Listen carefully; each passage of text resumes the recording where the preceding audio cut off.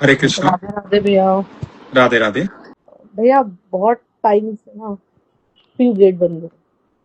मन ना बहुत व्याकुल है। मतलब व्याकुल, समझ नहीं आ रहा, अंदर चीजें ना खाने को दौड़ती है। और ना सच बताऊं तो अब जीने का मन नहीं करता। ऐसा क्यों सोच रहे हैं आप और ऐसा क्यों कह रहे हैं? बहुत अकेला अकेला सा लगता है। और बहुत सी चीजें खाने को दौड़ती है। मतलब क्यों लगता है अकेला अकेला? एक तो आप मम्मी आगरा पापा रहती है ना? सबसे पहले आगरा तो। रहते हैं ना आप शायद? नहीं, मैं दिल्ली रहती हूँ। दिल्ली। निशा आपका नाम है ना? हाँ। क्यों ऐसा लगता है मुझे? जस्ट एक लाइन में बताओ, ज्यादा खुल के नहीं बताना, बट एक लाइन में बताओ। एक तो मम्मी पापा नहीं है सबसे हाँ। पहले तो। हाँ मतलब जी। वहां पे भी चलो संभालने की कोशिश करते हैं ठाकुर जी। दूसरा ना, हम कभी कभी जैसे ऐसा होता है कि किसी से बात कर रहे हैं तो वो हमें कुछ ऐसे शब्द बोल के चले जाते हैं। वो ना, और बहुत ज्यादा क्लोज होते हैं जो हमारे। हम्म। जब वो ही नहीं समझेंगे तो फिर कौन समझेगा? सॉरी। कोई बात नहीं।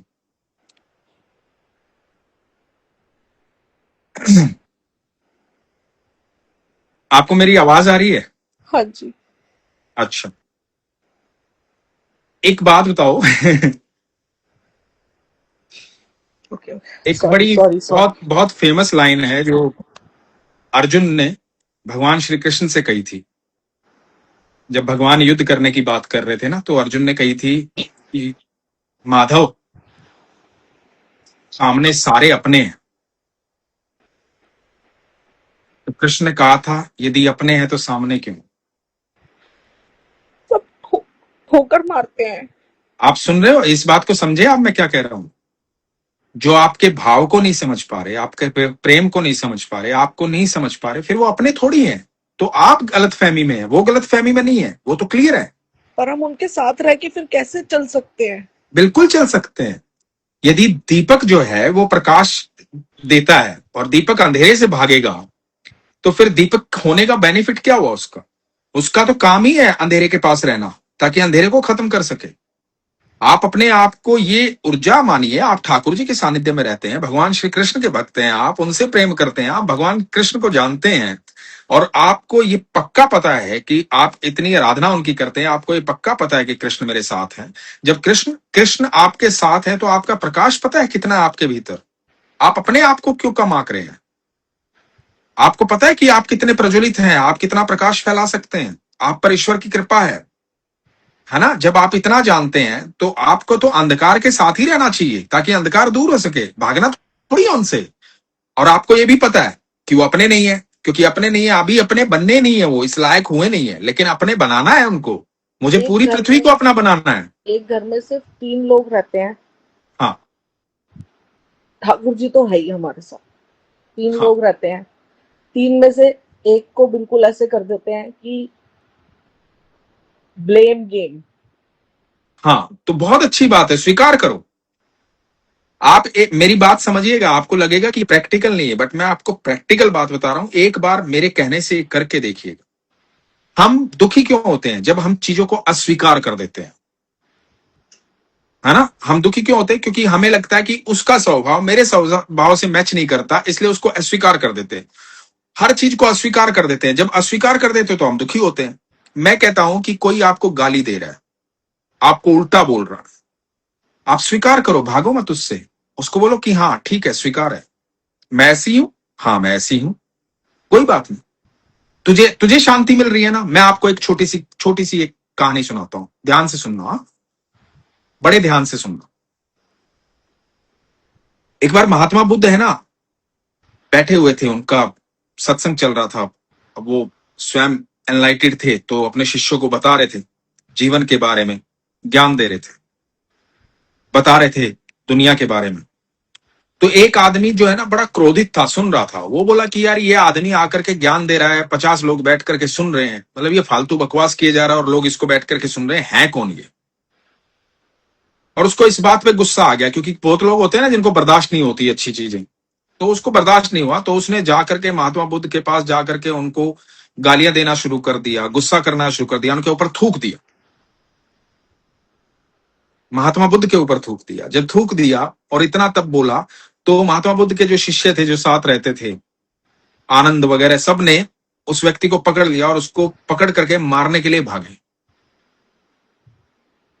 जब मारने के लिए भागे तो महात्मा बुद्ध ने उनको रोक दिया। महात्मा बुद्ध ने कहा कि नहीं, रुको, ठीक है। तो उन्होंने कहा कि भगवान, इन्होंने आपको इस तरह से अपमानित किया। बोला कोई बात नहीं, जाने दो इससे। तो उस व्यक्ति को जाने दिया, उस व्यक्ति को जाने दिया। तो अब आनंद वगैरह जो जितने शिष्य थे वो सारे बैठ करके विस्मित निगाहों से महात्मा बुद्ध को देख रहे थे। बोले कि ये क्यों किया आपने, क्यों जाने दिया उससे? तो महात्मा बुद्ध ने कहा कि आप नहीं जानते ना किस परिस्थिति से वो गुजर रहा है, उसकी मानसिक अवस्था कैसी है। वो रोगी है, बीमार है, वो उसको नहीं पता कि वो किस स्थिति से गुजर रहा है, वो क्या बोल रहा है और किस किस तरह से बोल रहा है, उसको नहीं पता, उसकी समझ में नहीं आ रही है। लेकिन मेरी तो समझ में आ रही है ना, हमारी तो समझ में आ रही है ना कि वो किसी परिस्थिति से गुजर रहा है। हम उसको नहीं जानते हैं, है ना, पर हमारी तो समझ में आ रही है ना। तो इसलिए मैंने उसको जाने दिया कि कोई बात नहीं, जाने दो। तो अब उसके बाद क्या हुआ कि महात्मा बुद्ध का वो उस दिन का संदेश जो है खत्म हुआ। जब खत्म हुआ तो उसके बाद महात्मा बुद्ध जो है अपना चले गए। अब ये जो व्यक्ति था जिसने थूका था, जिसने बदतमीजी से बात की थी, ये जब वहां से चला गया तो ये बहुत विचलित हो गया। ये विचलित इस बात के लिए हो गया कि मैंने उस पर थूक भी दिया, उसको गालियां भी दी, अपमानित भी किया, लेकिन उसका कोई रिएक्शन नहीं आया मुझे। उसने ना मुझे पीटने दिया, ना मारने दिया, उसने मुझे छोड़ दिया, मुझे जाने दिया। उससे ये बर्दाश्त नहीं हो। वो सारी रात ये बात सोचता रहा कि ये कैसे हो गया, मतलब उसने ऐसा कैसा व्यक्ति था वो जिसने रिएक्शन नहीं दिया मुझे। तो वो सुबह होते ही ढूंढने निकला। अब महात्मा बुद्ध तो क्योंकि एक गांव में होते थे फिर दूसरे गांव जाते थे, वो तो यात्री थे, लोगों को एनलाइट करना था, उनको लोगों को समझाना था, प्रकाश फैलाना था, है ना। तो महात्मा बुद्ध उस गांव से चले गए दूसरे गांव। तो ये पूछते हुए पीछे पीछे गया, इसने ढूंढा जाकर के, महात्मा बुद्ध मिले एक जगह। तो इसने महात्मा बुद्ध के जाकर के कंधे पे हाथ रखा और बोला कि प्रणाम। महात्मा बुद्ध ने बड़ी विस्मित निगाहों से देखा कि हाँ जी बताइए। बोले आपने मुझे पहचाना नहीं? महात्मा बुद्ध बोले नहीं, मैंने नहीं पहचाना। तो बोला अरे मैं वही हूं जिसने कल आपको अपमानित किया था, आपके ऊपर थूका था। तो महात्मा बुद्ध ने पता है क्या कहा? नहीं, आप वो नहीं है, वो आप कल थे, आज आप वो नहीं है। तो बोला कि मुझे क्षमा करें, मुझसे अपराध बन गया, मैंने गलती कर दी, मैं माफी चाहता हूं, मुझे बड़ा क्रोध था उस समय, तो मैं गलती करता हूं। महात्मा बुद्ध ने कहा कोई बात नहीं, तुम अभी भी वहां रुके हुए हो, मैं तो गांव भी छोड़कर आगे आ गया हूं, इसलिए आगे बढ़ो। और तुम वो नहीं हो जो कल थे, क्योंकि आज तुम रियलाइज कर रहे हो, कल तुम्हें रियलाइजेशन नहीं था, क्रोध था, है ना। तो हमेशा ऐसे व्यक्तित्व को जो आपको लगता है ना कि आपको किसी तरह से अपमानित कर रहा है, किसी तरह से गाली गलौज कर रहा है, आपको कहीं पर घुटन पैदा कर रहा है, आप ये सोचिए कि वो किस मानसिक परिस्थिति से गुजर रहा है। आपको दया दृष्टि होनी चाहिए आपके मन में उसके प्रति। आपको ये लगना चाहिए कि ओ हो, ये तो बेचारा रोगी है, इसको तो सच में इलाज की आवश्यकता है, इसको आवश्यकता है इस बात की। तो जिस प्रकार महात्मा बुद्ध ने उस रोगी को करेक्ट कर दिया और स्वस्थ कर दिया एक ही रात में, उस तरह से हम हर रोगी को स्वस्थ कर सकते हैं, है ना। इसलिए घुटना नहीं है किसी के लिए, अपना बल जो है ना उसको नहीं भुला देना है। आपका बल क्या है? आपका बल भगवान श्री कृष्ण है, आपकी क्षमता भगवान श्री कृष्ण है, आपका प्रकाश भगवान श्री कृष्ण है। वो साधारण नहीं है कृष्ण, अनंत ब्रह्मांड के रचिता, अनंत ब्रह्मांड को मुख में लेके चलते हैं। आपको लगता है कि आपकी परिस्थिति से आपको नहीं निकाल सकते, ऐसे निकाल लेंगे वो, पर याद तो कीजिए, ये विश्वास तो रखिए कि मेरे साथ है मेरे प्रभु। जैसे ही पुकारोगे ना, हे कृष्ण इस परिस्थिति में मेरे साथ रहिए, और सामने वाले का ट्रीटमेंट बताइए मैं कैसे करूं, उसी क्षण आपको बुद्धि आ जाएगी। हाँ बोलिए। सामने वाला आपको बोल के, अपशब्द बोल के फिर आपसे माफी भी मांग लेते हैं, बट फिर उसके बाद फिर वही चीज हो जाती है। हाँ, कितनी तो बार। आप एक बात बताइए ना मेरी बहन, एक बात बताइए, बीमारी किसको कहते हैं, रोग किसको कहते हैं? यही तो है रोग। आप समझिए ना इस परिस्थिति को, कि वो आपको जब उसको रियलाइजेशन हो रहा है तो वो गिल्ट में आपसे माफी भी मांग रहा है कि मुझसे गलती हो गई, है ना। उससे पहले आपको गाली गलौच भी कर रहा है, तो उसके पास बुद्धि है लेकिन उसके वश में नहीं है ना। वो जो क्रोध करता है उसके वश में नहीं है। यदि उसके वश में होता तो वो आपसे माफी नहीं मांग रहा होता। जब उसको रियलाइज होता है ना कि ओहो मेरे से गलती हो गई है, तो वो आके सॉरी भी मांग रहा है। वो अच्छे हृदय का व्यक्ति है, लेकिन वो क्रोध उसके वश में नहीं है। और वो क्रोध का रिएक्शन, यदि क्रोध मिलेगा तो उसके वश में वो कभी भी नहीं होगा। उस हाँ, क्रोध का रिएक्शन मेरी तरफ से भी गुस्सा निकलता है, हाँ, लेकिन तो आप उसको प्रेम में बदलिए उस क्रोध का, क्योंकि आप समझदार है ना। तो मैं आपको ये कह रहा हूं, उस क्रोध का रिएक्शन क्रोध मत दीजिए, उस क्रोध का रिएक्शन प्रेम दीजिए। तो धीरे धीरे क्रोध खत्म होना शुरू हो जाएगा, क्योंकि जो चीज अधिकता में उसको रिस्पॉन्स देगी ना, वो चीज उसके भीतर जन्म लेना शुरू कर देगी।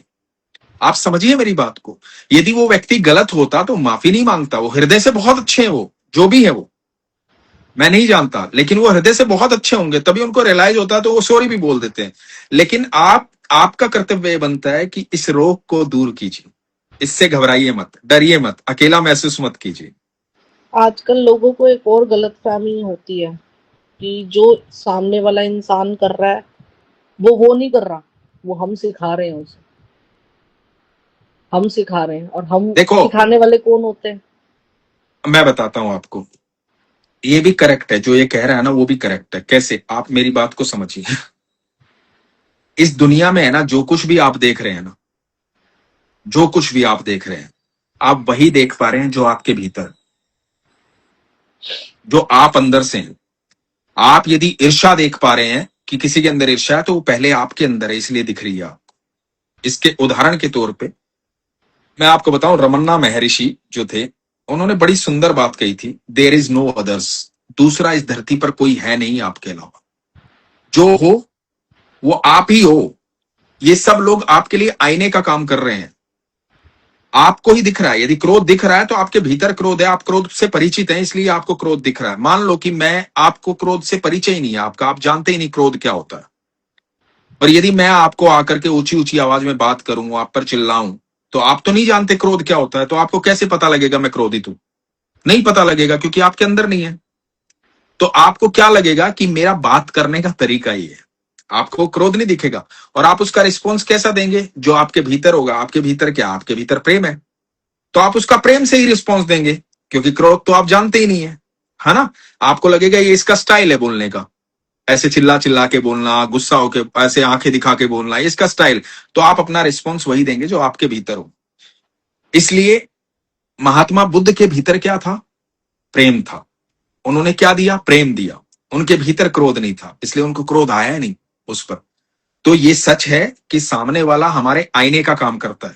क्रोध पर काबू कैसे करें? ईश्वर, नाम जाप, इसीलिए तो है नाम जाप। संपूर्ण विश्वास के साथ नाम जाप करो, इसीलिए तो है जिस नाम जाप। दिन नाम जाप करती हूँ, मतलब वैसे मैं डेली करती हूँ, मतलब कभी होता है कि ज्यादा नहीं, उतना अच्छा, नहीं कर पाते। मेरे मेरे कहने से, आप, मैं कह रहा हूं ना आपको 108 बार करना, ना आपको 1100 बार करना, ना 10,000 बार करना, ना 10 करोड़ बार करना, कितनी बार भी मत करना। मेरे कहने से है ना, भले 1 मिनट, गिनती के 60 सेकंड, 60 सेकंड में जितनी बार नाम जाप करो ना, संपूर्ण हृदय के साथ और एकाग्रचित होकर के करना हो। पूरे दिन में भले ही 1 मिनट करना। जो वो 1 मिनट का एक बार जो नाम जाप कर रहे हो ना, एक बार जो ईश्वर को पुकारे, वो एक बार ही करोड़ पर भारी पड़ जाएगा। क्यों बोला जाता है कि इतनी बार करो, इतने लाख बार करो, इतनी? क्योंकि उन लाखों करोड़ों में एक बार भी हृदय से निकल गया ना, तो हो गया मामला साफ, सही, सब सेट। तो आप भले ही आपको नहीं काउंट करना, आप आराम से बैठिए, ध्यान से 1 मिनट दीजिए पूरे 24 घंटे में अपने आप को। उस 1 मिनट में सिर्फ ईश्वर दिखे और कुछ ना दिखे, और कुछ दिखना ही नहीं चाहिए, सिर्फ ईश्वर दिखे उस 1 मिनट में। पूरे 24 घंटे में 1 मिनट तो आपके पास ऐसी होगी ना जो आप अपने आप को दे सकते हो, है ना। वो 1 मिनट कल से करके देखिए। मैं आपको कह रहा हूं, उस 1 मिनट में सिर्फ ईश्वर का ध्यान कीजिए और कुछ मत कीजिए।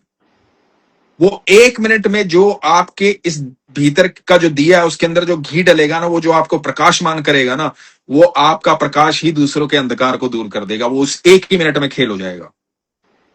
ये करके देखिए आप, क्रोध अपने आप नीचे चला जाएगा। ठीक है, ख्याल रखिए और कभी नहीं हारना, कभी घबराना नहीं है, कभी डरना नहीं, कभी अकेले महसूस नहीं करना। उस समय एकांत में बैठ जाइए। जब ऐसा ख्याल आए ना, तुरंत एकांत में बैठ करके कृष्ण का हाथ पकड़ लीजिए, बोले आइए प्रभु, थाम लीजिए, मुझे जरूरत है आपकी, हिम्मत दीजिए। उसी समय, जिस समय क्रोध आए ना, तुरंत कृष्ण का ध्यान कीजिए, सामने दिखाई दे रहे हैं मुस्कुराते हुए। और जब वो मुस्कुराते हुए दिखाई देते हैं तो अच्छा, क्रोध कहां से रहेगा। कोई क्रोधित भी हो रहा हो ना, तो उसके चेहरे में कृष्ण को देखिए मुस्कुराते हुए, कि भगवान मुस्कुरा रहे हैं कि बेटा ये परेशान है, रोगी है, ये किसी परिस्थिति से गुजर रहा है, इसलिए तुम्हें गुस्सा नहीं होना है।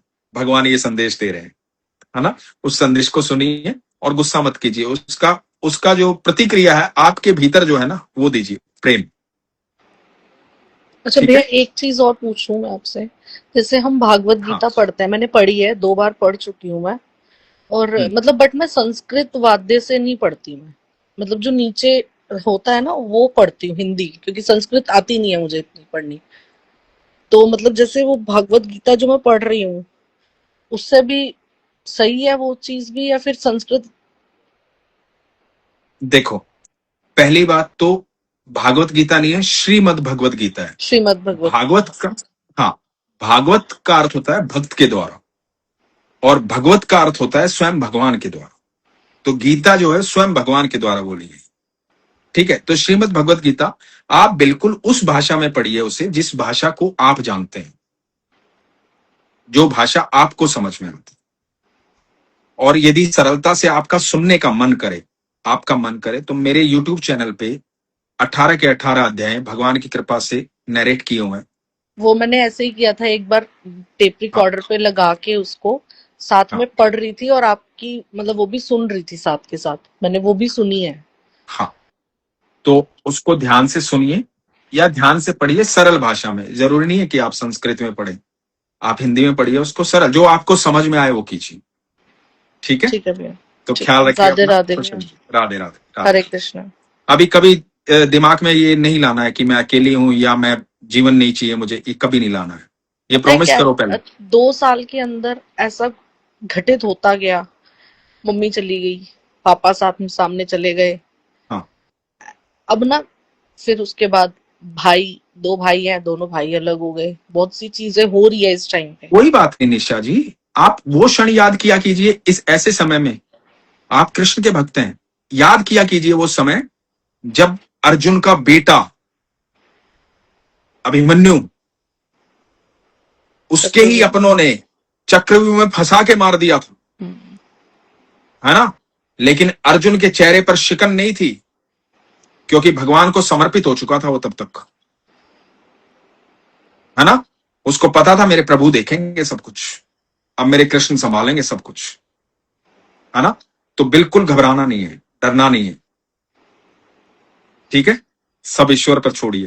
तो मतलब बेसिकली यही है कि हमें सबके साथ प्रेम से ही पेश आना चाहिए। कोई आपको बिल्कुल, कुछ वह भी कह रहा अपने है, भीतर प्रेम को ही जन्म देना चाहिए और प्रेम को ही बाहर निकालना चाहिए। फिर देखिए आप, दुनिया बदलती हुई दिखाई देगी आपको अपनी।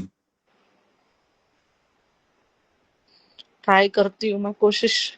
है ना, कोशिश कीजिए और भरोसा रखिए। ठीक है, राधे राधे भैया। सितंबर में राधे राधे। मिलूंगी मैं आपसे, एक बार प्लीज बताना जरूर। ठीक है। मैं भाभी से, वैसे निधि भाभी से बात करूंगी, उनको बोलूंगी कि इस बार मैं जरूर जाऊंगी। ठीक है। पिछली बार हरे, बन नहीं पाया था। राधे राधे। बिल्कुल जाइए। राधे राधे। राधे राधे।